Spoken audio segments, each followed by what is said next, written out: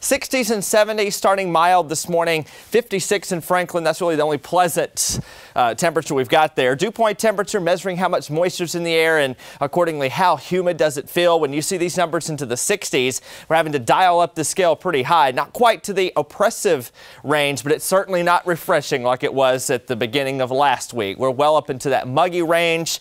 And later today with these temperatures soaring into the 80s, reaching the low 90s in a few spots out toward the Lakelands and northeast Georgia. Yeah, it's going to be pretty hot and humid. A 20 to 30% chance of rain out there, but generally speaking, I'm not expecting a major rain or thunderstorm event today.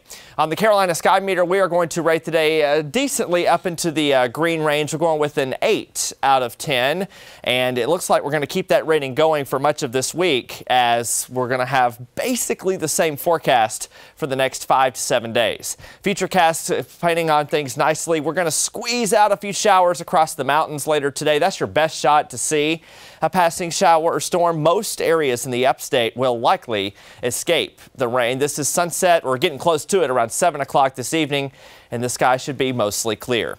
On satellite and radar this morning, a few showers in Knoxville and then a few other showers in the north part of Georgia there. Probably not going to hang on into the upstate. We'll watch it closely, but for now, the best chance of any shower activity will be later on in the day. Looking back to the west, we were talking about major severe weather. It's not really happening yet. We're watching a few storms, though, out in the panhandles of Oklahoma and Texas, but later today, they are in a high risk of severe weather. This is 5 out of 5. This is the highest risk it can go. And basically it includes areas just west of Oklahoma City out toward Wichita Falls, Texas. And again, this is going to be ground zero for a major tornado risk later today and tonight. Thankfully, of course, that risk stops before it even gets to the Mississippi River. So we're not going to have to deal with anything of that nature. Out in the tropics, we are watching, though, an area of disturbed weather several hundred miles southwest of Bermuda.